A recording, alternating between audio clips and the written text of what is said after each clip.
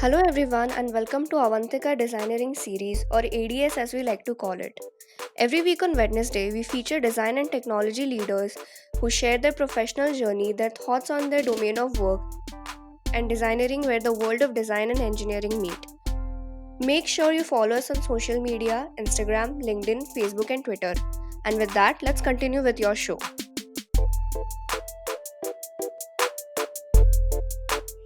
The internet has changed the way we interface with brands. Our interactions with the brands we love and the new ones have become much more complex than ever before. But emphasizing experience over everything else is the key to creating a memorable and valuable brand with loyal customers. Some of the most well known brands today build experiences that are aspirational and stir feelings in potential and existing customers. And to understand the importance of brand experience for brand value, in this episode, we get into a conversation with Sanjay Bhatnagar, Design Director at ShopX10i, Commerce Services Private Limited. He's an award winning competency area mentor with over 2.5 decades of professional experience as an artist, a mentor, a teacher, and a design leader. And that's why on our journey of discovering designeering, we talk to him about nurturing brands from values to experiences.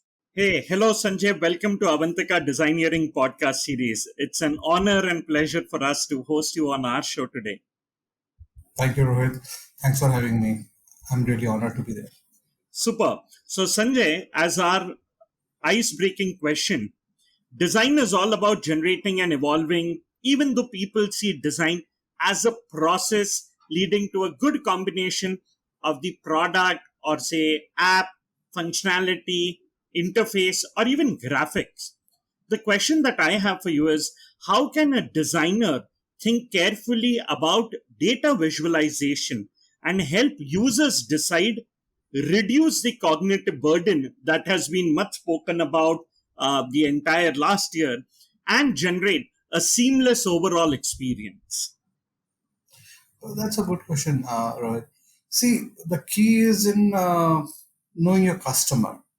At times, we mistook our customers as the one who signs our check. So it's not always the same. We need to think beyond that customer and look for the end customer who's going to use your design, who's going to consume your design. That's that's the key. If you know and understand your customer well, you can actually end up delivering a better, meaningful, and relevant design solution to them. Wow, interesting and well said. And I'm quite sure that it's important to look at it holistically rather than looking at it in bits and pieces. Great. So, Sanjay, you are having more than 2 decades of innovative expertise in brand management and development, media interactive, and communication architecture, capable of evaluating business demands, developing original ideas, and overseeing programs from conception to completion. Can you tell us about your professional background? Well, I actually started. I would not say I started. I was actually trained to be an artist. I have done my bachelor's in painting, and one thing that my gurus have taught me is not the skill of a technique, but the skill to learn. The skill to have its lifespan. Skill will always have its lifespan. You learn something today, and it will. There is a time that it will get obsolete and go out of the market trends and all. But if you have the capability of learning, if you learn how to learn, if you know how to learn, you will keep on going. Now that's the kind of foundation that my gurus have built it. During my graduation days, I just recall when I was in doing my bachelor's of fine arts in painting. Uh, we did not had the luxury of having photography as a subject for the painting students, but I had the little, what do you call it, interest in more technical oriented and more technique related subjects and all, which always kept me focusing and driving towards it. uh, I had that passion to learn photography, and there was this teacher of mine who was he's Hasan Fazeli sir. I respect him totally too much. He mentored me. Like, I learned photography with him off the school college curriculums, and he helped me learn that beyond the capacity of the college curriculums. So the if a teacher looks at you, which who is willing to go beyond the curriculum, they always add up to give you that kind of focus and give you that learning. Now the same thing, learn to learn. When I moved to my masters, when I was doing my masters in MS University Baroda, my HOD was Mr. Dhumal. He also had this kind of nature. He keeps us challenging. He give us a problem. He asks us to find a solution to it, and in return, we eventually learn. So that was his way of teaching us learn. I totally recall there was a old shut down paper making unit there in our faculty, which was not been operational for past couple of years, and all machines were getting rusted and all. Um, he challenged us that if you can do it and come up with a working paper from it. And that those were the days. I'm talking about 94, 95. Internet was just not there at all, so there was no point of Google and learn something from them. How to make a paper, we were not even aware of what how paper is made. So we did so many trials and errors and did research, met so many people, and eventually in 4 months time, I and one of my friend, we were both working on that project together. We came up with our first paper in 4 months time, and that paper was made from the torn jeans rag that we had at our home from our hostel. We took our jeans, cut them into pieces, and made a pulp out of it, beat them into pulp, and then converted that into a paper. That was a paper. I still have it, but that level of challenge, and when you work towards the challenge, it's called learning on the go. We keep on doing it. When I stepped out of college, I had zero knowledge of computers. I mean, Windows 95 was born that year. So the computer was a very, very highly prized and very elevated subject and thing. And I joined NIIT. That was my first job, and I had no knowledge of how to operate a computer at all. I don't even know how to save a file. I did not even know what is directory structure is all about. But these things is when you joined the company, because they were doing purely digital media at that time. Back in 96, they were 95, 96. NIIT was delivering e-learning solution purely in digital media. And they wanted a couple of design people who can take that up. So everything that I have learned in the digital space is while being on the job, doing errors and learning from my mistake, learning from others' mistake, and gradually we have picked up everything as and when they were invented. Flash was not there. It came in front of us only. We learned on that. Other softwares are introduced in front of us. We gradually moved to it. We gradually learned on it, and gradually acquired our skills around it and mastered it. So the common thing, again, I'm saying the skill to learn is the critical factor that helped me a lot. Knowing how to learn is the most important thing. Um, Coming back to the digital media, I was the first digital printmaker in India whose work was selected by Lalit Kala Academy, and was they bought my prints and put them into their catalog, archive catalog, as a first digital prints ever in India. That was back in 96. Uh, After that, I got a senior fellowship by Ministry of Culture in the space of digital print itself.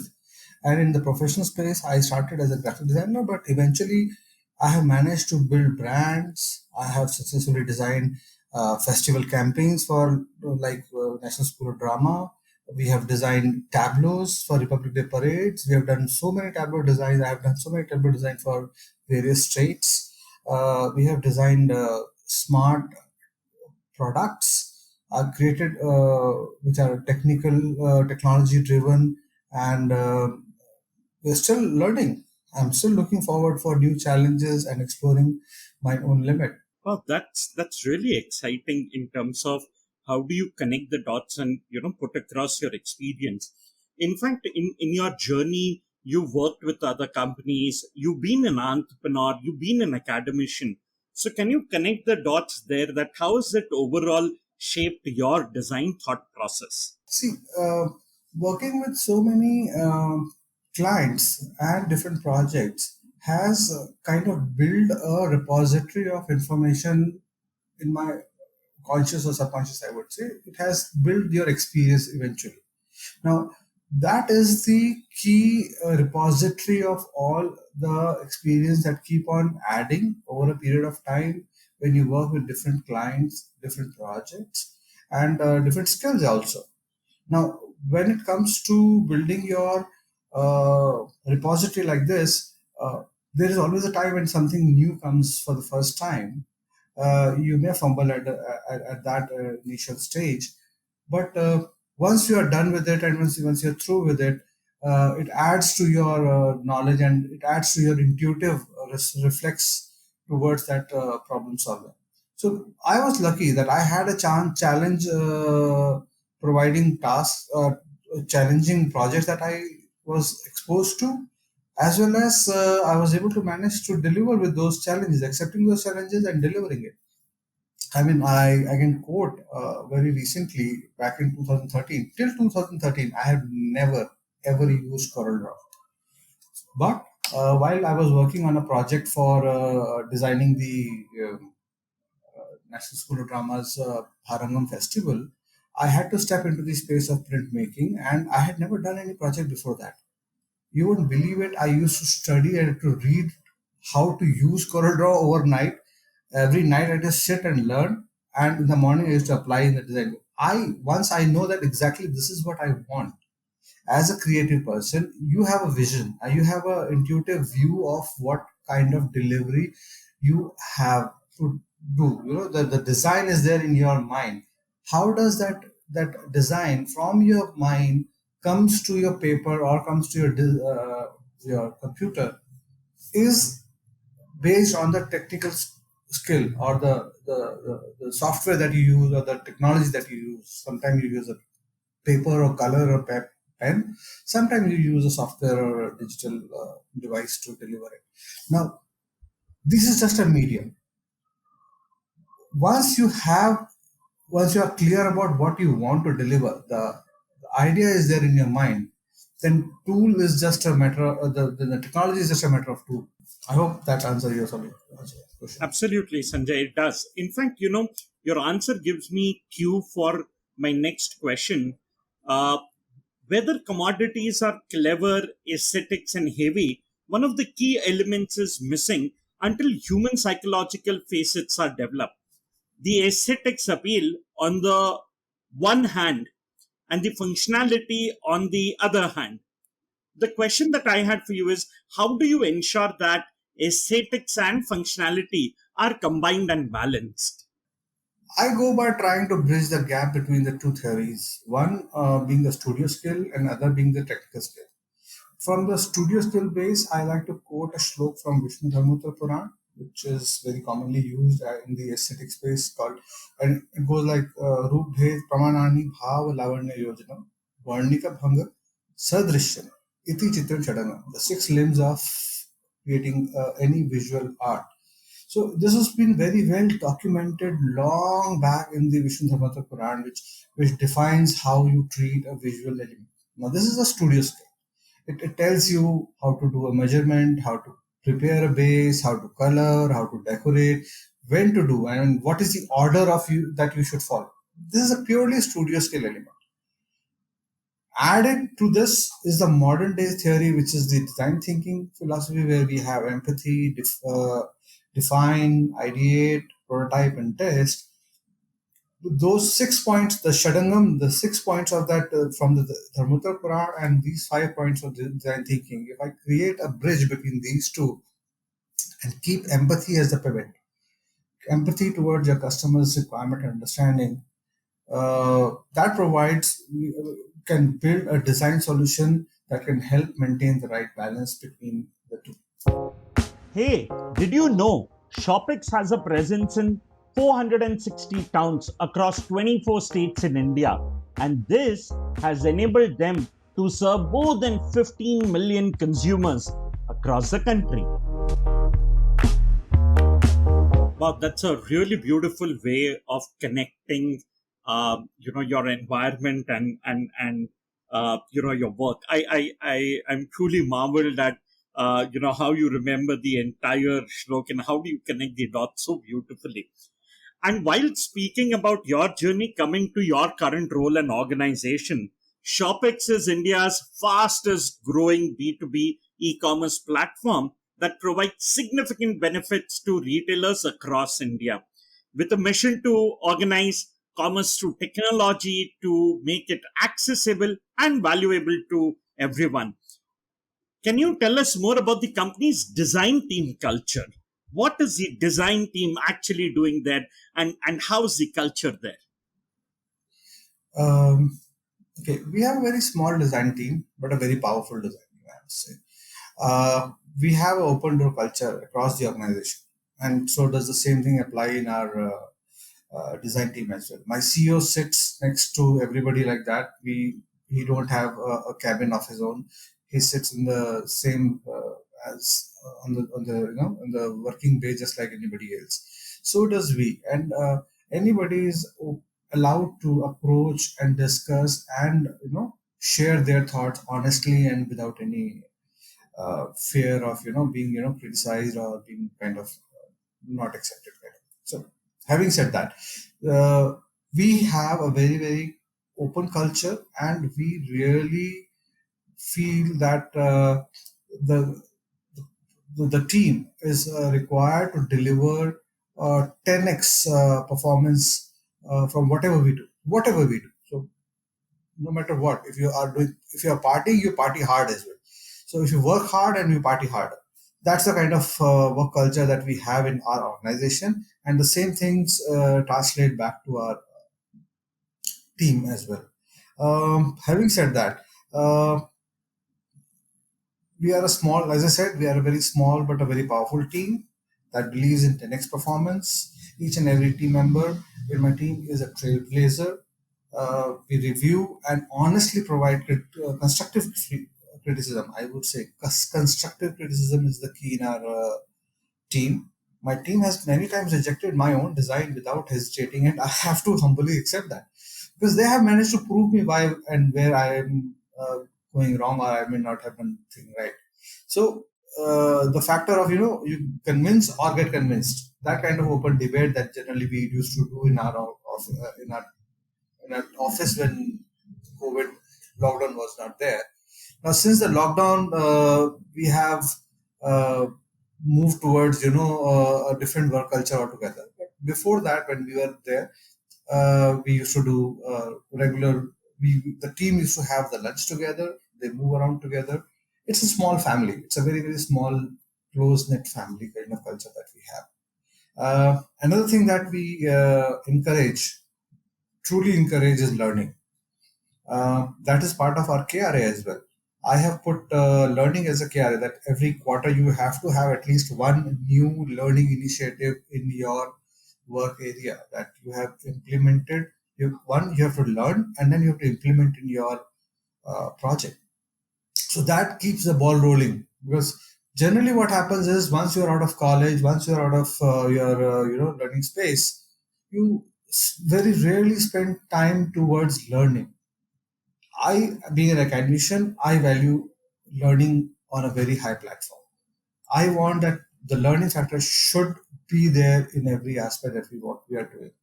So we uh, we very strongly believe in that philosophy, and try to implement learning as a basic element. Wow, that's super inspiring culture, and it's so exciting to hear about how do you encourage your team members to learn at each moment, and how it is part of their career. I think that's beautiful. And Sanjay, moving from your journey to the organization where you are associated with, to the world of design.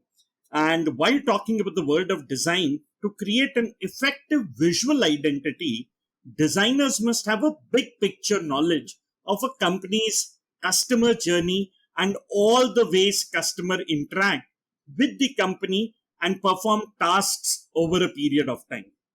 In fact, it helps them unify the vision of customers and brands.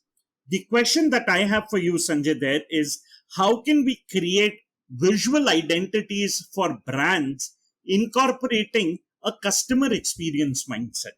What I believe is that customers are always evolving, and so is our design. Customers keep getting bored of and immune to the design that we present them last.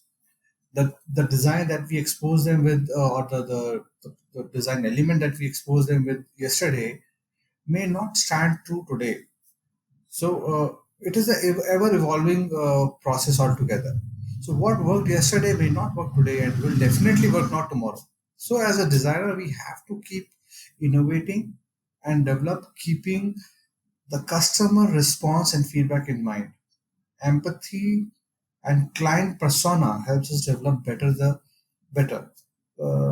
design. And when it is backed with the market research, when we have the empathy there and we have the correct persona in place, when we add another layer of uh, market research, when we have things like, when you go to the market, talk to them, understand their requirement, we create a focus group discussions where people can come back, give them some situations, we give them some design options and take their feedback on, which design sounds more relevant to them, how do they react, and how do they respond to a given set of designs.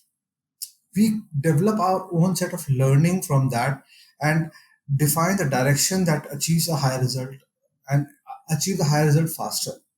So we try to work towards a situation that if things have to fail, they should fail fast. So that's the reason why we try to interact and connect with the client uh, at a very early stage. We just don't go to the market, like, okay, we have done this, so let's launch it in the market and see how it goes. We do some small sample testings. We correct our direction on the go, and we keep on evolving our design solution gradually every time. Interesting. In fact, while talking about the customer and sticking there and getting more into the detail of the customer journey, as a designer, understanding the true essence of a brand, its ethos, values, and unique selling points are essential to define its creative identity. It requires a delicate balance of strategy and creativity to uncover what's truly unique about a brand. I wish to understand what are some of the ways that designers can immerse themselves in a client's business and sector to define their point of difference. I think one of the most challenging areas. Yes, it is. Absolutely, it is. And communication is the key. Communication is the key. Understand your client's requirements. That's the ultimate quality. Adhering to the requirement is the key. Now, when I say adhering to the requirement, most of the time designers fail here. What they end up doing is that I am capable of delivering you better design. I have a better design solution for you. So designers end up giving them what what sounds right to me rather than thinking of what sounds right to the customer. Now that happens when you do not document the right kind of requirement from the customer. Imagine if a customer is a farmer, he wants some, one truckload of soil to grow his plantation, and I am capable of delivering him one truckload full of cement. It is more expensive, more different, in a different element altogether, and it has a different purpose altogether. But I say I can deliver you one truckload of cement. Will that address the requirement of your customer? Never. He wants a truckload full of dirt, and that is what I have to deliver him. Now, once we understand that, it helps us to deliver the client uh, appreciation or client wow. Now, this can be done only when you have documented your client requirements well. So again, documenting is a part of communication. Unless until you talk to them, you cannot document it. You have to ask smart questions. You have to, find a better reference points to discuss with the points with your customer. Give them options and say, try to find what is their direction that they're looking at, and define the client requirement altogether and get it approved by them together at the same time to double check whether they are on the right track or not. Secondly, it also helps manage your cost. I mean, as I said, sometimes it's not only the financial cost, it's the time also. So, time, effort, all that is saved. So, the documentation is the first point. Second is the second step that I suggest is the unless you know your client well, no, you can't understand the problem and you can't give a proper solution. Doctors generally run so many tests on you when you go to the doctor, and they take so many tests is only because they want to do some uh, uh, research on your problem. So when you're talking to your customer, you parallelly run a research factor on what kind of requirement they have, how others in the given situation have addressed the problem, and what kind of solutions they have given. So research is the second key factor.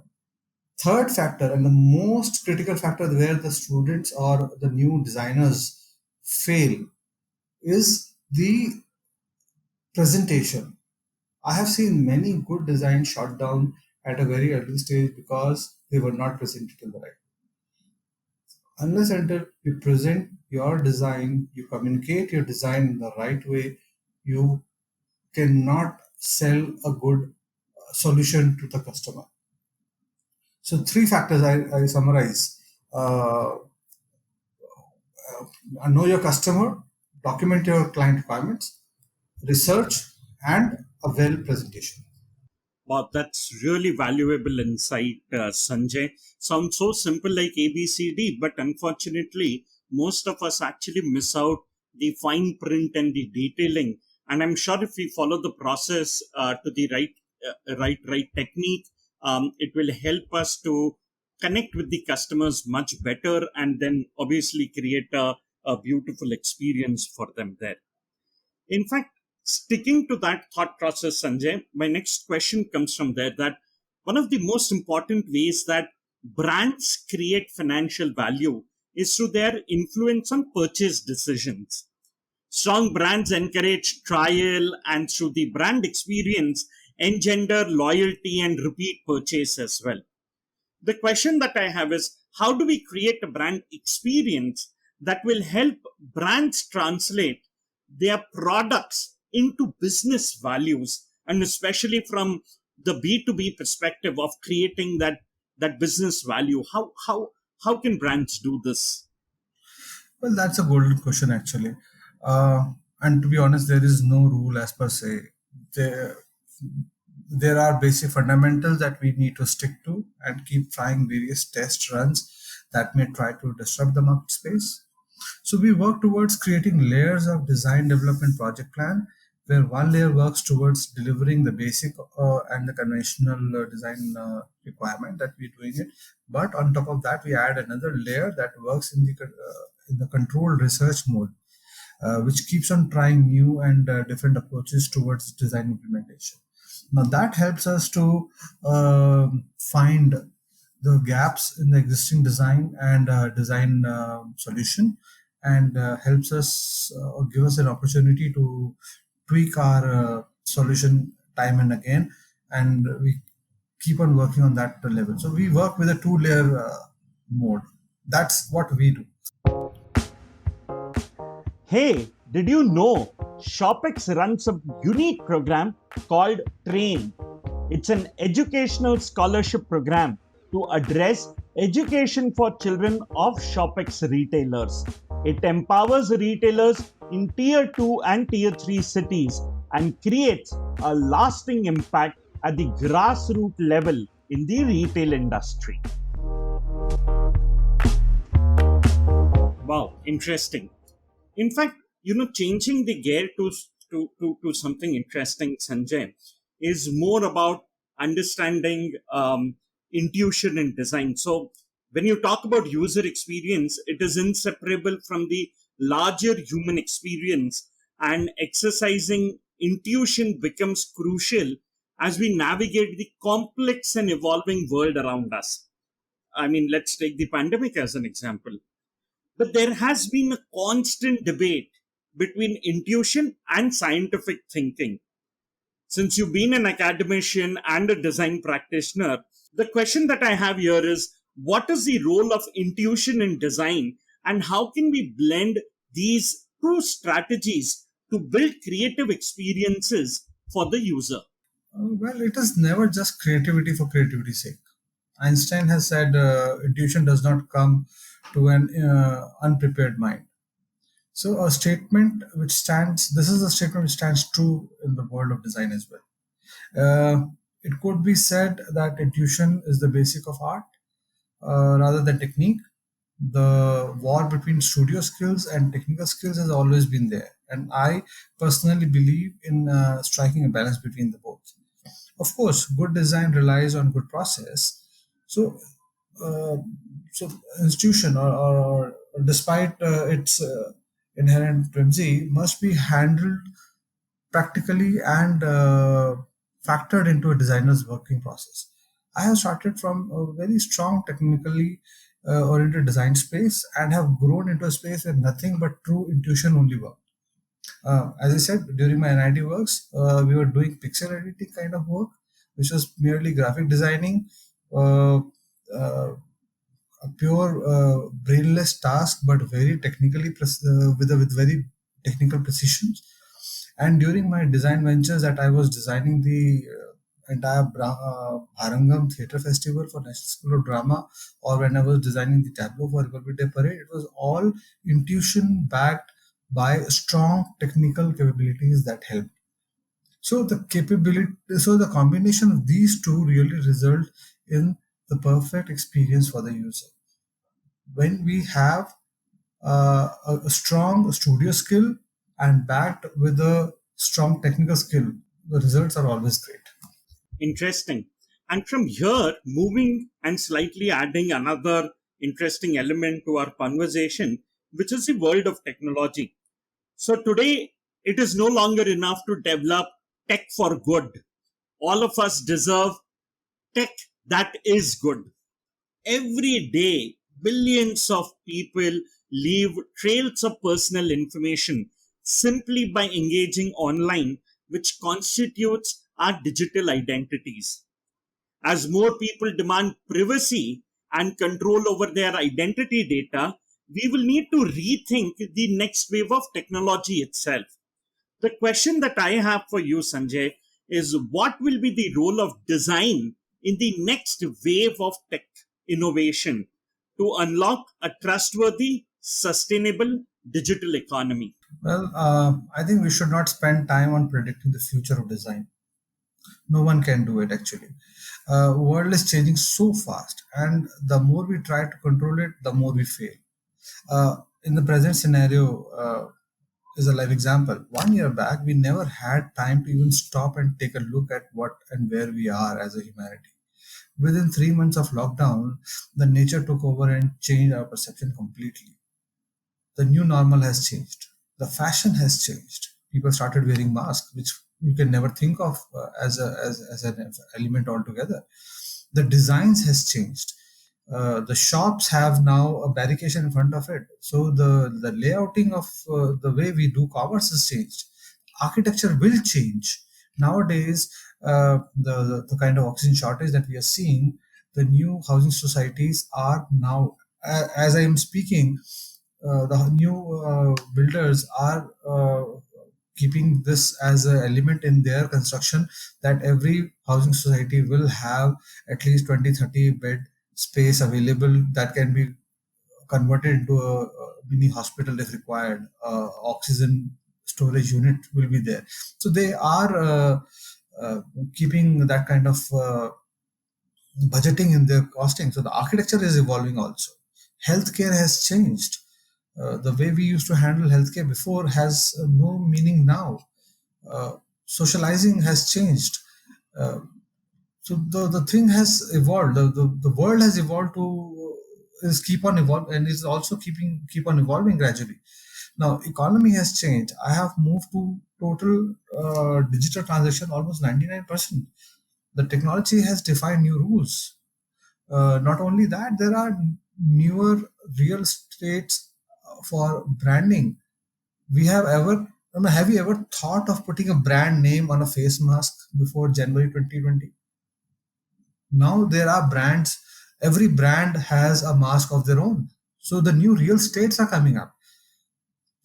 Now design will always be there, just as nature. The nature was there at the time of lockdown 2020. It corrected itself. No matter what the problem has happened, it will find its way to evolve. The design will find its way to evolve. As things will keep changing, the new venues will come, new media will come, new reasonings will be there, new experiences will be there. Just like nature, I would not like to manhandle the design growth. It will find its own way. A little philosophical reply, but that's what and how I feel about it. In fact, I'm amazed. It's such a matured, and interesting outlook to the world of design and blending technology with design. I simply love that opinion. Thank you so much, Sanjay, for sharing that. And that, Sanjay, brings us to our last question. At Avantika University, we coined the term designeering, which is the base ideology that we follow in terms of training the next set of talent. Where do you see design and technology blend in your field and your process? And do you think this philosophy is valid? Absolutely. I totally agree. Designeering is actually the future. Gone are the days when we are only a designer. Actually, we're circling back to the Renaissance era when art and technology were part of the same stream. There was no bifurcation of the two. If you know Leonardo and Michelangelo, both were painters, sculptor, architect, engineer, anatomy scientist, alchemist. They were wearing so many hats at the same time. So now is the time which we are going back into the space where I think living with only one discipline will not help. One has to evolve into multiple discipline, and an engineer cannot live without design, and a design cannot live without having the basic technical and engineering capabilities. So designeering is the right term and that is the future of design college and design institutions. Wow, that's really interesting. Thank you so much, Sanjay, for sharing your thoughts with our listeners. Thank you so much for doing this podcast with us. It was honor and pleasure hosting you on our show. And I'm sure that our listeners will have loads of learning from this conversation. Thank you. Thank you so much. Thank you for having me on your show.